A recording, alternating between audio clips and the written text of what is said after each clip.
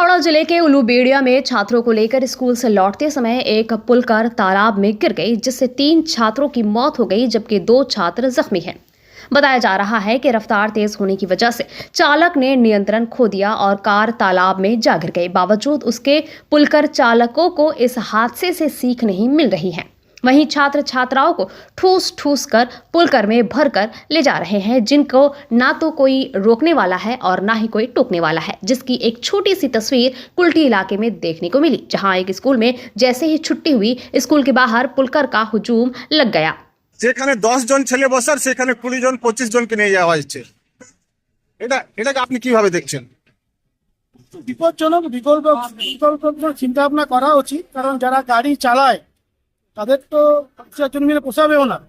তবে ব্যাপারটা যা হোক, আলটিমেটলি যেখানে ছেলে মেয়েদের নিরাপত্তার প্রশ্ন, সেখানে এই জায়গাটা কিন্তু অত্যন্ত ভয়ঙ্কর এবং এটা ঠিক নয়। গতকাল একটা ঘটনা ঘটেছে হাওড়াতে, সেখানে একটা পুলকার দুর্ঘটনার কবলে আসে এবং সেখানে 3 জন ছাত্র মারা যায়। এটা দীর্ঘদিনের সমস্যা। বারবার যখন ঘটনা ঘটে তখন খবরে, নিউজ পেপারে দেখা যায়, খবরও দেখা যায়, কিন্তু এর কোনো পার্মানেন্ট কোনো ব্যবস্থা কখনো কোনো না স্কুল কর্তৃপক্ষ করে বা কোনো সরকার করে বা স্থানীয় প্রশাসন করে। তো এটা অবশ্যই হওয়া উচিত। যেভাবে ছেলে মেয়েদেরকে স্কুলে নিয়ে যাওয়া হচ্ছে এই পুলকারের যে পদ্ধতিতে শেষে নিয়ে যাওয়া হচ্ছে, এটা বরাবরই বিপজ্জনক, আজও বিপজ্জনক। এটা নিয়ে কোনো নির্দিষ্ট চিন্তা ভাবনা কোথাও কখনো হয় না, তবে হওয়া উচিত। আপনার নামটা বলুন। আমার নাম বুদ্ধদেব দত্ত।